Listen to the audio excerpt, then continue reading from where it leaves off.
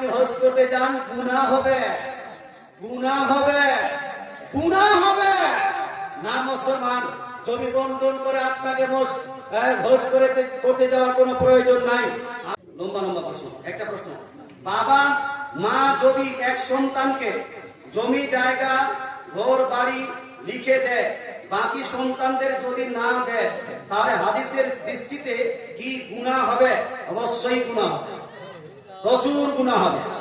মরার পরে কিয়ামত পর্যন্ত ঠুকাই খেতেই থাকবে, খেতেই থাকবে, খেতেই থাকবে।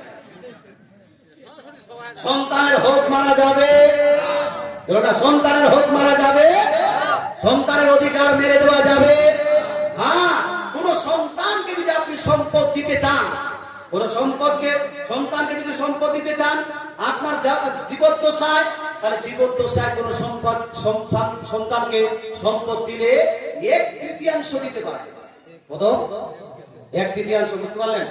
যতগুলো সম্পদ আছে 3 ভাগের 1 ভাগ পর্যন্ত দিতে পারেন। গোটা সম্পদ কোন একজন সন্তানকে দিলে গুনাহগার হবেন। কোন একজন সন্তানকে যদি গোটা বাড়ি গাড়ি সব লিখে দেন, গুনাহগার হবেন।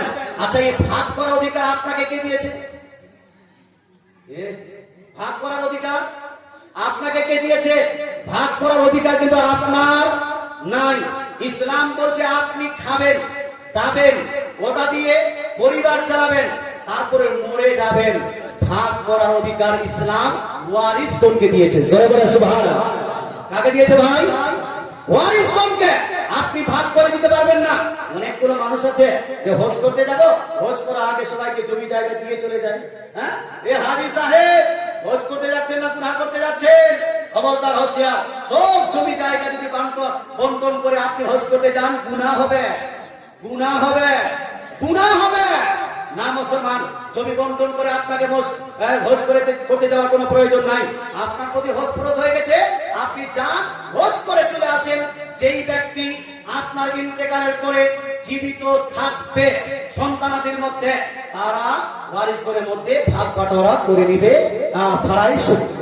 কথা বোঝা গেল? কথা বোঝা গেল ভাই?